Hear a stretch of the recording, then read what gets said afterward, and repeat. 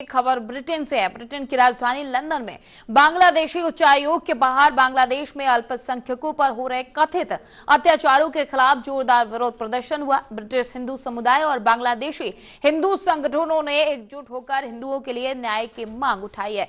प्रदर्शन के दौरान हनुमान चालीसा का सामूहिक पाठ किया गया और हिंदू जीवन मायने रखता है जैसे नारे लगाए गए।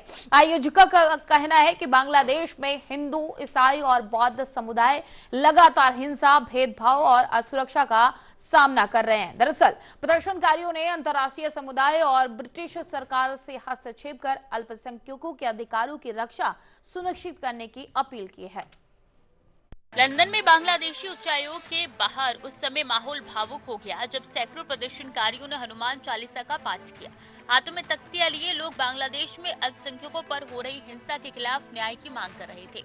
आयोजकों का कहना है कि कई वर्षों से हिंदू समुदाय को निशाना बनाया जा रहा है, जिसके कारण भय और असुरक्षा का माहौल है।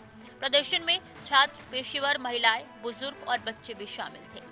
डिजिटल वैन के जरिए कथित अत्याचारों से जुड़े आंकड़े दिखाई दिए।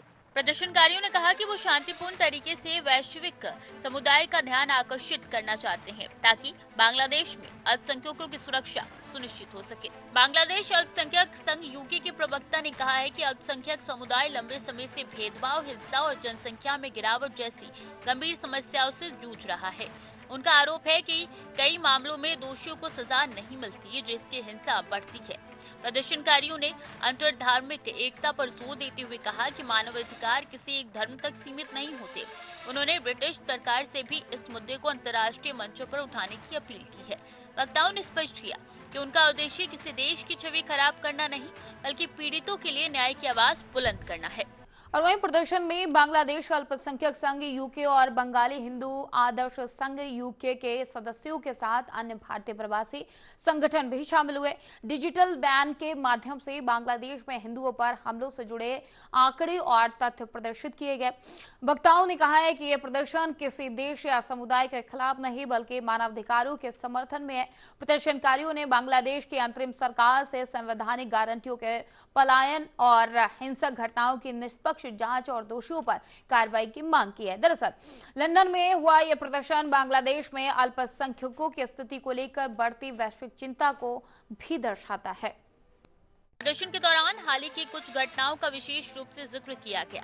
प्रदर्शनकारियों ने अंतर्धार्मिक वक्ता चिन्मय प्रभु की गिरफ्तारी और दीपू चंद्र दास की कथित भीड़ हिंसा में मौत की निंदा की। उनका कहना था कि ऐसी घटनाएं अल्पसंख्यकों के भीतर भय पैदा करती है। आयोजकों ने दावा किया है कि इस निंदा जैसे आरोपों का दुरुपयोग कर निर्दोष लोगों को निशाना बनाया जाता है।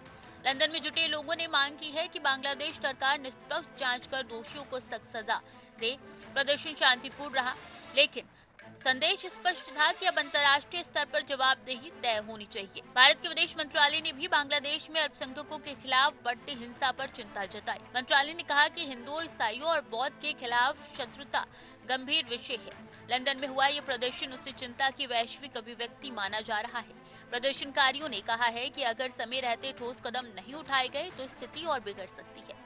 उन्होंने संयुक्त राष्ट्र और मानवाधिकार संगठनों से भी हस्तक्षेप की मांग की है। आयोजकों का कहना है कि वो आगे भी लोकतांत्रिक और शांतिपूर्ण तरीके से अपनी आवाज उठाते रहेंगे। बांग्लादेशी उच्चायोग के बाहर हुए इस प्रदर्शन में बड़ी संख्या में लोग शामिल हुए। प्रदर्शनकारियों ने शांतिपूर्ण तरीके से नारे लगाए और धार्मिक पाठ किया। आयोजकों ने बताया कि उन्हें स्थानीय प्रशासन से अनुमति मिली थी और सुरक्षा के पुख्ता इंतजाम किए गए थे।